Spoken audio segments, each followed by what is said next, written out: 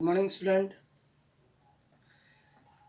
चला, आज आपल्याला नवीन टॉपिक सुरू करायचा आहे. टॉपिकचं नाव आहे केमिकल इक्विलिब्रियम.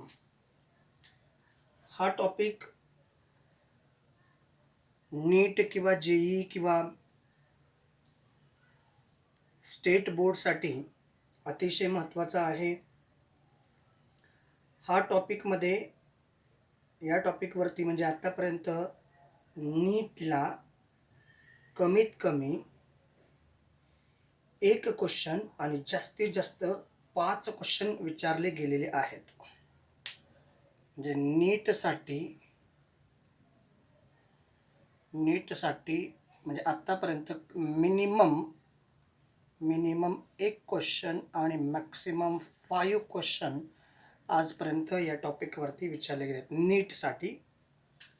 त्याचबरोबर जेई मेन्ससाठी कमीत कमी एक जेई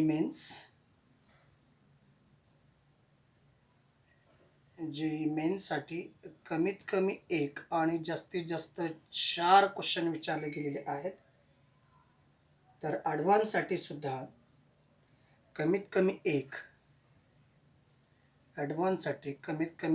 आणि जास्तीत जास्त 3 क्वेश्चन विचारले गेलेले आहेत.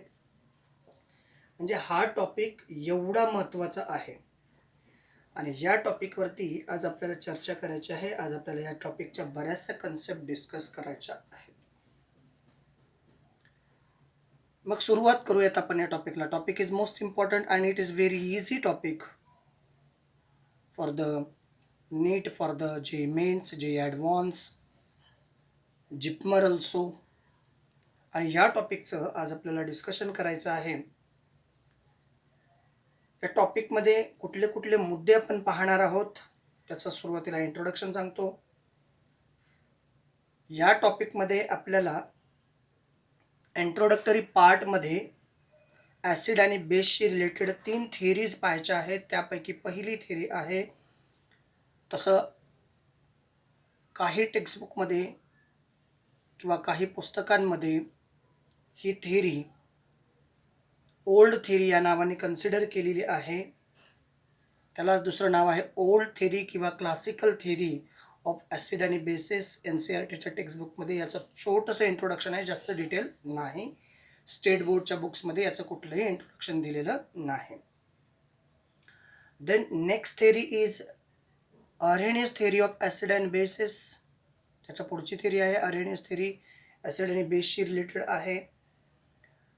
त्याच्यानंतर आहे Lowry and Bronsted theory of acid and base. and the last one is Lewis acid base theory. तर या ॲसिड आणि बेसशी रिलेटेड वेगवेगळ्या थिअरीज आहेत. आपल्याला त्या थिअरीबद्दल चर्चा करायची आहे. त्या थिअरीच्या सगळ्या कन्सेप्ट समजून घ्यायच्या आहेत. त्याच्यानंतर आहे आयोनायझेशन कॉन्स्टंट किंवा इक्विलिब्रियम कॉन्स्टंट. लास्ट लेक्चरला किंवा लास्ट टॉपिकमध्ये आपण जेव्हा थर्मोडायनामिक्स किंवा chemical thermodynamics, even chemical thermodynamics आणि एनर्जेटिक्स या वेगवेगळ्या नावाने तो टॉपिक कंडक्ट केलेला आहे. म्हणजे केमिकल थर्मोडायनामिक हा सध्याच्या न्यू सिलेबसला आहे. जुन्या सिलेबसला हा टॉपिक केमिकल थर्मोडायनामिक्स आणि एनर्जेटिक्स नावाने होता. NCERTच्या बुक्समध्ये फक्त थर्मोडायनामिक्स नावाने हा टॉपिक आहे. नाव जरी बदललं तर त्याच्यातलं कन्सेप्ट काही बदलणार नाहीत. त्याच कन्सेप्ट या टॉपिकमध्ये इन्व्हॉल्व झालेल्या आहेत. मग त्या टॉपिकमध्ये आपण तो टॉपिक शिकत असताना शेवटी आपण बघितलेला आहे relationship between standard Gibbs free energy and equilibrium constant. तर तो इक्विलिब्रियम कॉन्स्टंट आपण के इक्विलिब्रियम या नावाने त्या ठिकाणी मेन्शन केलेलं आहे. तर या टॉपिकमध्ये इक्विलिब्रियम कॉन्स्टंट आपल्याला नवनवीन गोष्टी पाहायच्यात इक्विलिब्रियम कॉन्स्टंटशी रिलेटेड. त्यापैकी एक इक्विलिब्रियम कॉन्स्टंट आहे, त्याला डायरेक्ट KCने रिप्रेझेंट केलं जातं. त्याच्यानंतर KAने रिप्रेझेंट केलं जातं. त्याचबरोबर KBने रिप्रेझेंट केलं जातं आणि KWने रिप्रेझेंट केलं जातं. KC म्हणजे equilibrium constant for particular concentration, KA म्हणजे equilibrium constant for acid, KB म्हणजे इक्विलिब्रियम कॉन्स्टंट फॉर बेस आणि KW for equilibrium constant for water. तर याच्या बाबतीत आपल्याला ओस्वाल्ड डायल्युशन लॉशी रिलेटेड काही इक्वेशन आपल्याला मिळतील. त्याच्यावरती काही फॉर्म्युले आहेत. क्वेश्चन अतिशय सोपे आहेत जर टॉपिक समजला तर, आणि टॉपिक तसा खूप इझी आहे. नेक्स्ट पॉईंट बघायचा आपल्याला पी-एच, जो की तुम्ही 10thला पण हा कन्सेप्ट बघितला. पी-एच, देन पी-ओ-एच, आणि then pH scale. Even 9th स्टँडर्डला त्याच्या काही कन्सेप्ट पाहिलेल्या आहेत पी-एच, पी-ओ-एचच्या. तर त्याचं थोडंसं डिटेल या ठिकाणी आपल्याला पाहायला मिळणार आहे. देन आहे कॉमन आयन इफेक्ट. तो कसा असतो, कशा प्रकारे इम्प्लिमेंट होतो, काय काम करतो कॉमन आयन इफेक्ट, काय काय प्रोसेस असतात कॉमन आयन इफेक्टच्या, या तुम्हाला पाहायला मिळणार आहेत. देन बफर सोल्युशन, काय आहे बफर सोल्युशन, आणि सॉल्टचं हायड्रोलिसिस, त्याच्यामध्ये डिग्री ऑफ हायड्रोलिसिस वगैरे वगैरे, या सगळ्या कन्सेप्ट आपल्याला या टॉपिकमध्ये पाहायच्या आहेत. हा टॉपिक आपण 3 व्ह्यूच्या माध्यमातून बघणार आहोत. एक नीट, दुसरा जे मेन्स किंवा ॲडव्हान्स, आणि तिसरा जो आहे महाराष्ट्र स्टेट कंडक्ट करतात MHT-CET. याच्यामध्ये सुद्धा आत्तापर्यंत खूप सारे क्वेश्चन विचारले गेले आहेत. It is a ranges from 1 to it is a ranges up to 5. ही एक मिनिमम टू मॅक्सिमम रेंज आहे. पण महाराष्ट्र स्टेटमध्ये हा टॉपिक म्हणजे जसं की 11वीला निम्मा टॉपिक आहे केमिकल इक्विलिब्रियम, आणि नंतर आयोनिक इक्विलिब्रियम आपल्याला 12वीला टाकला आहे. तर तसं NCERTमध्ये पण आहे केमिकल इक्विलिब्रियम आणि आयोनिक इक्विलिब्रियम. जुन्या सिलेबसला हा टॉपिक कंबाईन फॉर्ममध्ये होता. टॉपिक जुन्या सिलेबसला पण होता, पण कंबाईन फॉर्ममध्ये होता. तर या सगळ्या कन्सेप्ट, इव्हन जिपमर, त्याचबरोबर NDA, AFMC, अशा खूप साऱ्या एक्झाम्स मेडिकलशी रिलेटेड आहेत. इंजिनिअरिंगशी रिलेटेड CET आहे, जे मेन्स आहे, बिर्ला, बिट्स पिलानी आहे. अशा खूप साऱ्या एक्झाम आपल्याला या माध्यमातून देता येतात. त्याच्यासाठी हा टॉपिक अतिशय इझी, खूप सारा स्कोअर करून देणारा, खूप सारे मार्क मिळवून देणारा हा टॉपिक आहे. आता या टॉपिकच्या आतमध्ये आपल्याला हळूहळू हळूहळू जायचं आहे. मग इक्विलिब्रियम म्हणजे काय, तर इक्विलिब्रियम म्हणजे बॅलेन्स. जस्ट लाईक तराजू, आपण डबल पॅन बॅलन्स असं इंग्रजीत म्हणतात. तराजू, ज्याच्यामध्ये आपण धान्य वगैरे मोजतो, त्याला आपण तराजू म्हणतो. तसा तराजू म्हणजे एका पारड्यात आपण अर्धा किलो, पाव किलो किंवा पाऊण किलो असं वजन ठेवून, किंवा 2 किलो, 5 किलो, जे काही असेल ते वजन ठेवून दुसऱ्या पारड्यामध्ये आपण धान्य ठेवतो. जेव्हा वजन ठेवलेलं माप किंवा वजन ठेवलेलं पारडं आणि ज्याच्यामध्ये धान्य असणारं पारडं, जेव्हा ते दोन्ही एकच लेवल मेंटेन करतात, तेव्हा त्या तराजूला आपण बॅलन्स, ती परिस्थिती आपण बॅलन्स आहे असं कन्सिडर करतो. मग या टॉपिकमध्ये काय शिकायचं आहे, की आयोनिक इक्विलिब्रियम म्हणजे आयनचा बॅलन्स शिकायचा आहे. या टॉपिकमध्ये काय शिकायचं आहे, आयोनिक इक्विलिब्रियम म्हणजे आयनचा बॅलन्स. म्हणजे बॅलन्स कसं पहा, काळजीपूर्वक पहा जरा. समजा A+ आहे आणि B- आहे, हे दोन आयन्स आहेत. हे दोन आयन्सचं कन्व्हर्शन काय होईल, AB मध्ये कन्व्हर्शन होईल. हा मॉलिक्यूल आहे आणि हा आयोनिक इक्विलिब्रियम मेंटेन करतो. It is maintain the ionic equilibrium. म्हणजे A+ ion is combines with B- ion and then formation of AB is a molecule.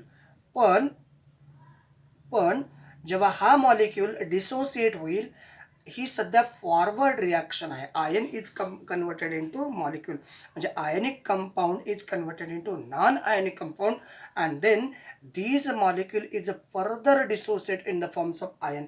So that is called as ionic equilibrium. याला backward reaction असं आपण पाठीमागच्या वर्षी 11वीत शिकलो chemical equilibrium या प्रोसेसमध्ये. म्हणजे that is a forward reaction is exactly equal to the backward reaction. म्हणजे ही आयन्स किंवा हा मॉलिक्युल्स, म्हणजे आयनचं कन्व्हर्शन नॉन आयन्समध्ये होते आणि नॉन आयनचं कन्व्हर्शन आयनमध्ये होते, आणि हे कंटिन्युअस लेफ्ट अँड राईट ही कंटिन्युअसली बॅलन्स केलं जातं. याला म्हणायचं आयनिक इक्विलिब्रियम. इवन दुसरे एक्झाम्पल आपण बघू. एका बाजूला A+ आहे प्लस B- आहे किंवा X- आहे, इथे B वरती झालं X- असं कन्सिडर करू. तर दुसऱ्या बाजूला दुसरी साईड आहे, that is a chemical reaction. या ठिकाणी C+ and Z-. Now that is या बाजूला पण आयन्स आहेत. किती आयन्स आहेत, 1+, 1-. या बाजूला पण आयन्स आहेत, लेफ्ट हँड साईडला आयन्स आहेत 1 प्लस 1 मायनस, राईट हँड साईडला पण आयन्स आहेत 1 प्लस 1 मायनस. म्हणजे आता ही जी रिॲक्शन आहे आयनिक रिॲक्शन आहे आणि ती दोनही बाजू मेंटेन करते, बॅलन्स करते, अशा केमिकल रिॲक्शनला आपण आयनिक इक्विलिब्रियम म्हणतो. All clear? म्हणजे एका बाजूला आयन्स असतील, दुसऱ्या बाजूला नॉन आयन्स असतील, म्हणजे नॉन आयनिक मॉलिक्यूल असेल तर तीही रिॲक्शन आयनिक इक्विलिब्रियम मेंटेन करते आहे. त्याचबरोबर लेफ्ट हँड साईडला that is a reaction. Reaction म्हणजे लेफ्ट हँड साईडला रिॲक्टंट असतात आणि राईट हँड साईडला प्रोडक्ट असतात. म्हणजेच मग आता तुम्ही या ठिकाणी double headed arrow, upward arrow म्हणजे हा हाफ ॲरो असं रिप्रेझेंट करता, हा हाफ ॲरो याचं रिप्रेझेंटेशन आहे that is a forward reaction आणि हा हाफ ॲरो रिप्रेझेंट करतोय that is a backward reaction. म्हणजे ही पुढं चाललेली आहे. रिॲक्टंटचं कन्व्हर्शन प्रोडक्टमध्ये होते, ही फॉरवर्ड रिॲक्शन मेन्शन करते आणि प्रोडक्टचं कन्व्हर्शन पुन्हा रिॲक्टंटमध्ये होते आहे, हे बॅकवर्ड रिॲक्शन मेंटेन करते. आणि हे होत असताना फॉरवर्ड आणि बॅकवर्ड या ज्या रिॲक्शन होतात, तर ह्या रिॲक्शन होत असताना रिॲक्शनची लेफ्ट हँड साईड आणि रिॲक्शनची right hand side always balance maintain केली जाते. तर अशा आयोनिक रिॲक्शनला काय म्हणतो? आयनिक इक्विलिब्रियम म्हणतो. एक्झाम्पल बघा, एक्झाम्पल आपण या ठिकाणी लिहू. CH3COOH हे आहे ॲक्वेस सोल्युशन. CH3COH काय नाव? Acetic acid. आता थोडंसं रिप्रेझेंटेशन काळजीपूर्वक पहा. या ठिकाणी मी डबल हेडेड ॲरो रिप्रेझेंट करतोय, म्हणजे ही रिॲक्शन 100% कशी आहे? रिव्हर्सिबल आहे आणि ही रिॲक्शन इक्विलिब्रियम मेंटेन करते. आणि मग या ठिकाणी CH3COO मायनस ॲक्युवेस आणि त्याचबरोबर H प्लस इथं प्लस H प्लस ॲक्युवेस. तर या दोन रिॲक्शन आपल्याला या ठिकाणी पाहायला मिळतात. मग हे ॲक्युवेस आहे, ही म्हणजे हा नॉन आयनिक कंपाऊंड, हे आयनिक आहेत, हे नॉन आयनिक रिॲक्टंट आहेत, तेव्हा हे प्रोडक्ट आहेत. आणि जेव्हा या रिॲक्टंट म्हणजे ही फॉरवर्ड रिॲक्शनसाठी, जेव्हा ही रिॲक्शन फॉरवर्ड आहे तेव्हा ॲसिटिक ॲसिड हा रिॲक्टंट आहे, CH3COO मायनस आणि H प्लस आयन हे प्रोडक्ट आहेत. आणि जेव्हा ही रिॲक्शन बॅकवर्ड डायरेक्शनला असते तेव्हा हे दोघं जण रिॲक्टंट आहेत आणि हा प्रोडक्ट आहे. पण ही रिॲक्शन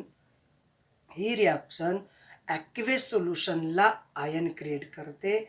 आणि ज्यावेळेस ॲक्वेस सोल्युशनला आयन क्रिएट करते तेव्हा मायकल फॅराडेने असं सांगितलं की ही रिॲक्शन, ह्या सगळ्या कन्सेप्ट कोणी सांगितल्या?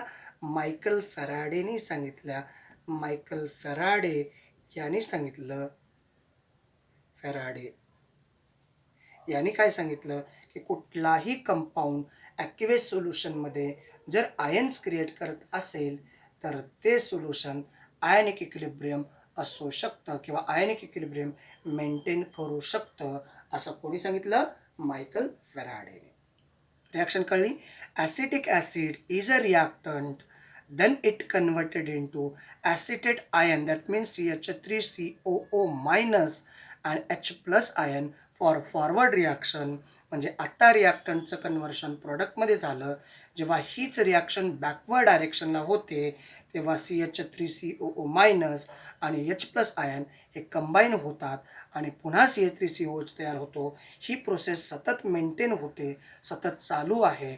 रिॲक्टंटचं कन्व्हर्शन प्रोडक्ट आणि प्रोडक्टचं कन्व्हर्शन रिॲक्टंट, म्हणून या ठिकाणी आपण रिव्हर्सिबल ॲरो दाखवलेला आहे. आणि या ठिकाणी लेफ्ट आणि राईट हँड साईडचे आयन मेंटेन केले जात असतात, म्हणून त्याला आपण आयनिक इक्विलिब्रियम असं म्हणतो. हे कोणी सांगितलं? मायकल फॅराडेने सांगितलं.